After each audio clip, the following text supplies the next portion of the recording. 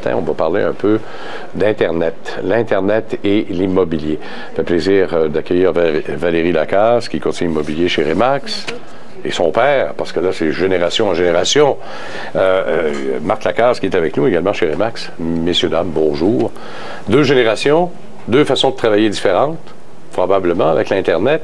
Peut-être commencer par l'Internet, Marc Lacasse. Ça, c'est vous et moi, c'est peut-être plus notre pain, notre beurre, l'Internet, que les médias sociaux. On en parlera avec Valérie dans quelques instants. Voilà, c'est un naturel. Hein? Ça fait longtemps que l'Internet s'est implanté et a rejoint l'immobilier.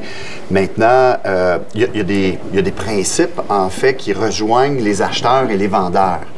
Parce que c'est deux façons complètement différentes de voir les choses. L'acheteur, en fait, puis le dénominateur commun, je dirais, au bout de la ligne, c'est Google. Parce que l'acheteur, lui, son premier réflexe, c'est de faire une recherche dans Google aujourd'hui.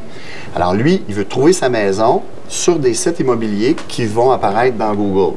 Le vendeur, lui, quand il nous rencontre, il va avoir le maximum de visibilité.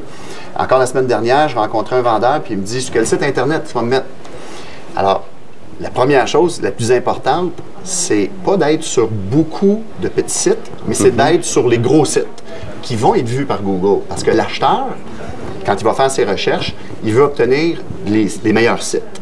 Alors, grosso modo, quelqu'un qui confie sa maison à un courtier, bien, le courtier a peut-être un site, il fait peut-être partie d'une équipe qui a un site, puis il fait partie d'une bannière qui a un site.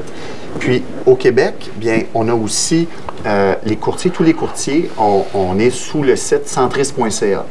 Centris.ca, c'est toutes les maisons à vendre par les courtiers. Le site, en fait, non seulement s'améliore, puis une nouvelle version qui s'en vient, mais aussi est très mobile. Puis, l'autre chose que les gens, des fois, se questionnent, est-ce qu'on a une visibilité canadienne? Oui. Le site de l'Association canadienne, realtor.ca, regroupe toutes les maisons à vendre au Canada. On est chanceux parce que ça a failli pas arriver, par exemple, parce que la chicane était prise entre le Québec et le reste du pays. Là. Oui, bien, si vous vous souvenez, récemment, puis il y a des gens encore qui sont mélangés avec ça, c'est que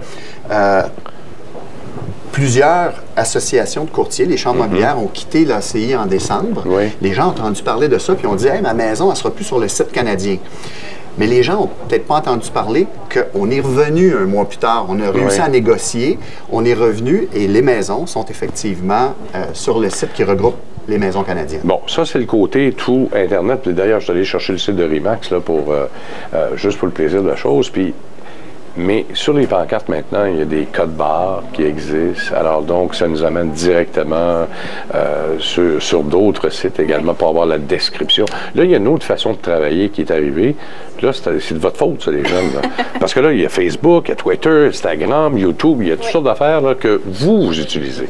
C'est sûr que les sites Internet, c'est très important, mais c'est un peu pris pour acquis pour les acheteurs de ma génération. Il ne faut pas négliger les réseaux sociaux parce que les acheteurs de ma génération et vendeurs passent souvent plus de temps sur les réseaux sociaux que sur les sites web. Ah oui?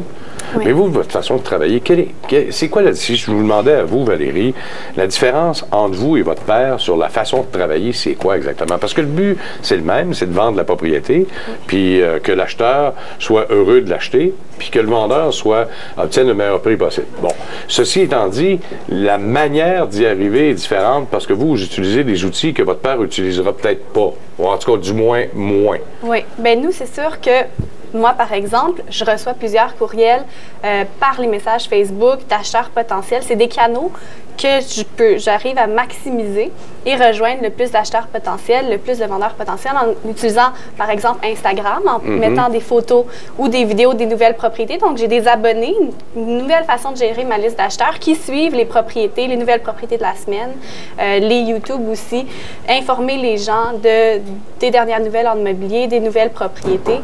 Puis, on a une liste d'acheteurs qui s'abonnent à tous nos programmes. On sait que c'est temporaire parce que bien des acheteurs vont s'abonner et lorsqu'ils vont avoir trouvé, ils vont se désabonner. Donc, il faut tout le temps régénérer nos réseaux sociaux, nos comptes. C'est difficile, ça, de régénérer tout ça? Bien, ça prend du temps. Il faut bien connaître les réseaux sociaux puis prendre le temps.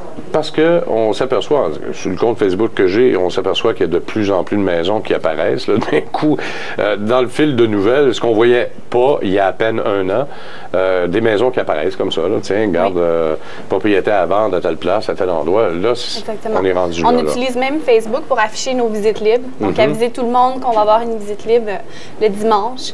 Mais certainement que plusieurs courtiers affichent toutes leurs nouvelles propriétés automatiquement pour aviser tout le monde. Ça marche. C'est un nouveau système de publicité. Il y a des systèmes automatisés maintenant. Alors, naturellement, c'est pas juste une question intergénérationnelle de courtiers, parce que les courtiers sont partout, mais c'est surtout pour rejoindre les acheteurs qui, eux, ont un petit peu délaissé l'Internet. Ouais. Par exemple, on a des canaux qui nous permettent, c'est comme une page Facebook, mais qui est commerciale. Donc, vous vous abonnez, vous n'avez pas besoin d'avoir ma permission, on n'a pas besoin d'être amis, là. Vous me suivez et vous allez recevoir toutes les maisons qu'on a à vendre, les nouvelles maisons, qui sont publiées automatiquement dans des systèmes automatisés, effectivement. Alors donc, une fois que vous avez trouvé votre maison, bien là, vous n'avez plus d'intérêt, vous vous désabonnez. Vous ne recevrez plus ces messages dans votre Facebook. Là. Voilà. Il y a aussi LinkedIn qui est utile. Moi, je reçois plusieurs messages. Les gens voient toutes nos expériences, nos compétences et nous contactent par LinkedIn également. Bon, ça, là, on peut véritablement dire que cette révolution-là s'est faite dans les 12 derniers mois. Là. Beaucoup plus dans les 12 derniers mois que dans les 5 dernières années. L'arrivée de jeunes comme vous, par exemple, dans le monde immobilier. Est-ce qu'il y a eu un choc générationnel qui s'est opéré auprès des courtiers immobiliers? Oui. Oui? Oui, définitivement. Ça a été difficile de convaincre votre père d'utiliser ces outils-là? Ou... Bien, nous, les deux, on fait partie d'équipes où on retrouve des plus jeunes et des courtiers plus âgés, disons. Mais donc... Fais attention! Oui. Mais donc, la synchronisation, c'est bien fait et tout le monde... Tout le monde l'utilise maintenant, même vous, Marc? Absolument, absolument. C'est un incontournable parce que c'est... Avant, on pouvait dire, notre client devant nous, comment il aime qu'on communique avec lui? C'est-tu par courriel? C'est-tu par téléphone? C'est-tu par message texte? Mais là, aujourd'hui, on ajoute, ah non, lui, il aime mieux par des messages par Facebook, par exemple. On n'a pas le choix. On n'a pas le choix de suivre. Alors, ça a peut-être été plus difficile pour nous, qui avions nos habitudes, de dire, bon, encore une nouvelle chose, encore un nouveau canal. Et il faut jongler avec tout ça. Parce qu'habituellement, la façon de faire avant, c'était le bon vieux téléphone. Tu appelles le client, tu dis, garde, ce soir, j'ai une visite libre, puis ça serait... Non, ben pas à roulette quand même. Mais aujourd'hui, ça va plus vite que ça. Il faut que ça soit quasi instantané. C'est l'instantanéité. Mais est-ce que ce sont les plus jeunes qui utilisent ce genre de canaux-là, ou si même les personnes de 40 ans et plus commencent de plus en plus à utiliser ce genre de canaux? Je dirais qu'ils commencent de plus en plus, mais vraiment, pour moi, les gens qui m'approchent, c'est des plus jeunes, des gens 25 à 35 ans en moyenne. 25 à 35 ans. Et ça continue d'évoluer très certainement. Hein? Et ça facilite le travail ou pas? Oui, bien en fait, c'est toujours de suivre la tendance. Hein? La tendance, les gens, vous avez parlé d'instantanéité. Bien, les gens, c'est tout de suite. Je veux l'info. Si je contacte un courtier ou je veux de l'information sur une propriété, j'aimerais savoir une réponse immédiatement. Le plus vite possible. Valérie, Marc, merci beaucoup à tous les deux. Merci à vous.